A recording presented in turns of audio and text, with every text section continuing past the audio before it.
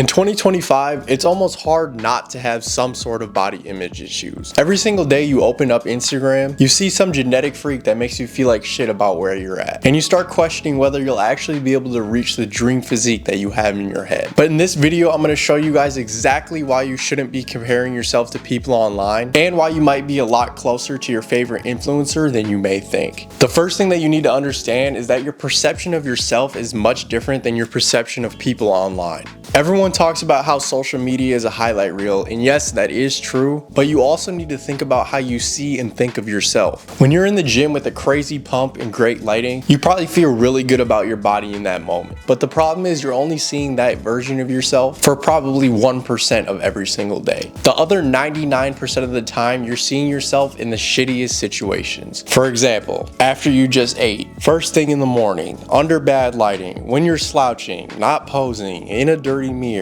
when you're flat, you have no pump, when you're not lean. Meanwhile, every time you see someone on Instagram or on social media in general, they're in perfect conditions. Pumped up, dialed lighting, 4K camera quality, the best angles, professional posing, high quality editing, filtering, and color grading. You're never seeing influencers right after they wake up. You're never seeing them bloated after a big meal. You're never seeing them flat, tired, stressed out, not posing. But you see yourself like that every single day. So what happens is you end up comparing your worst self to someone else's best self. And on top of that, the most viral people, the people who you see on your feed every day, they are literally the top of the top 1%. Not because they're relatable, just because their physique is rare and it's just not normal to look like that. With millions of people posting every single day, the people with the most insane genetics are naturally going to be the people that you see the most. So even if your favorite creator does mog you, he's probably the peak of the peak. So I wouldn't worry about that too much. But here's the thing, if you're consistent in the gym, consistently hitting your protein goals and eating right, and you stay relatively lean, odds are you probably look better than 80% of people in society. You just don't feel like it because you're constantly comparing yourself to the top of the top, when in reality, compared to the average person, you probably look much better than them. So to prove this to you, I'm going to show you how drastically perfect circumstances can change how your physique looks. So what I'm going to do is I'm going to show you guys my physique under basic lighting, no pump, no nothing, maybe after I eat. And then what I'm going to do is I'm going to take you guys to the gym. I'm going to get a pump. I'm going to bring my lighting. I'm going to bring my camera, and I'm going to show you guys all the different things that I'm able to do to make my physique look 10 times better than it looks in real life. And once I'm done with the gym, I'm going to hit the computer. I'm going to edit the photos. I'm going to edit the videos, and then I'm going to show you guys side by side what it looks like when I'm in perfect circumstances and what it looks like under normal circumstances. Because I really think a lot of people don't understand how big of a difference it makes.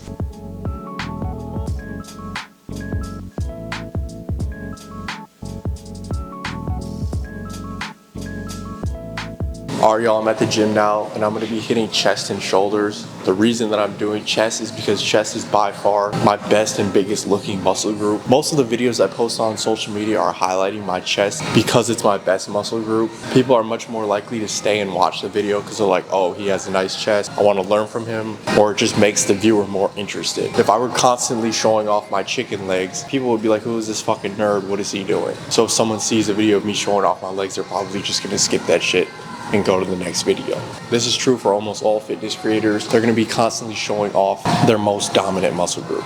Also, a lot of the videos that you're seeing from these creators are old. For example, 3 months ago when I was doing my cut, when I was my absolute leanest, I got some of my coolest and best looking shots that I've ever had. So even though it's 4 months later, I still make a ton of content with those old videos in it just to make the videos more engaging, because the better I look, the more people are going to actually watch. So even if I don't look like that right now, I'll still post videos of me looking like that. That's why you constantly see a lot of fitness creators using the same exact clip, but they're just repurposing it.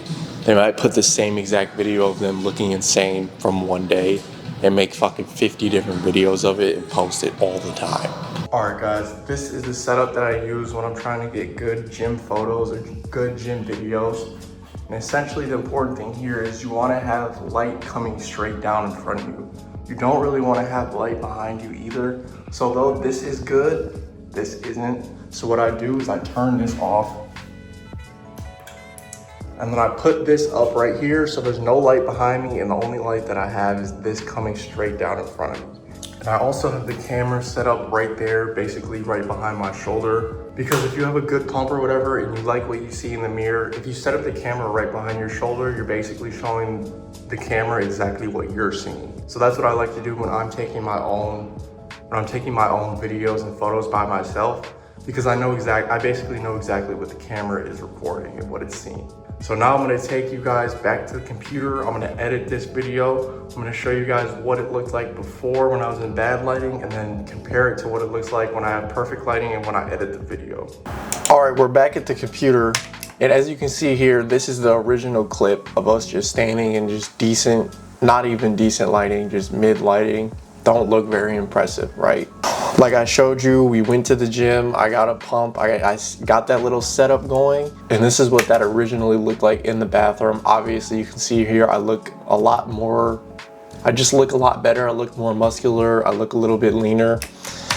But on top of that, 99% of the time people are gonna be editing, not photoshopping, but just like editing the colors to make yourself look even better.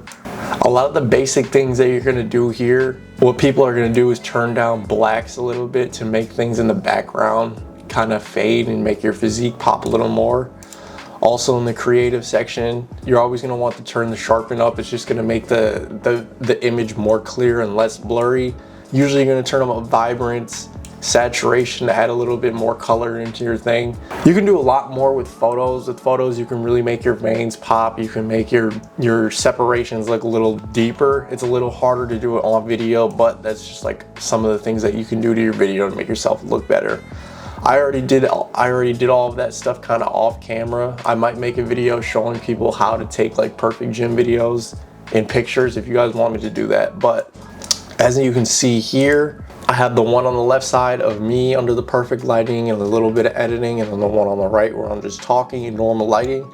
Clearly I look a lot better on the left, but I'm just gonna show you guys this little snippet. I'm not posing on the right at all. I'm not posing in either of them right now. This is just strictly lighting. But as you can see here on the left, I'm about to start posing, and you can just see there's just like a night and day difference between what I would look like on the left versus what I look like on the right. On the right, this is what you're gonna be seeing yourself like 99% of the time, just standing there, not posing, not doing anything. But obviously the whole point of this video is to show you that like an influencer, if I was the influencer on the left, this is what you would probably be seeing most of the time. You also have to take into consideration I'm not lean in this. So most of the time I'm gonna recreate this same exact video on the left, but I'm gonna be fucking shredded. And then I'm gonna post that picture, I'm gonna keep posting that same video, that same picture over and over again the whole year, no matter how lean I actually am. So imagine if I was completely peeled in this video on the left and I kept showing you that video over and over again all year. You'd be like, this kid's insane, he's always lean, he's natural, how's he doing this? But it just goes to show you how the internet is not real, everything you're seeing is not real, and you have to take in consideration all the things that are making someone look better on the internet versus what they look like in real life. If you enjoyed the video, bro, I appreciate it if you dropped a like, subscribed. Just a reminder to all my subscribers, anything you're trying to do in your life, it's all about showing up 7 days a week. You have to be disciplined, you have to be consistent, and if you are, you'll eventually get to where you want to go. Go drop a number 7 in the comment section. Let me know what you guys want to see next, and until next video, peace out.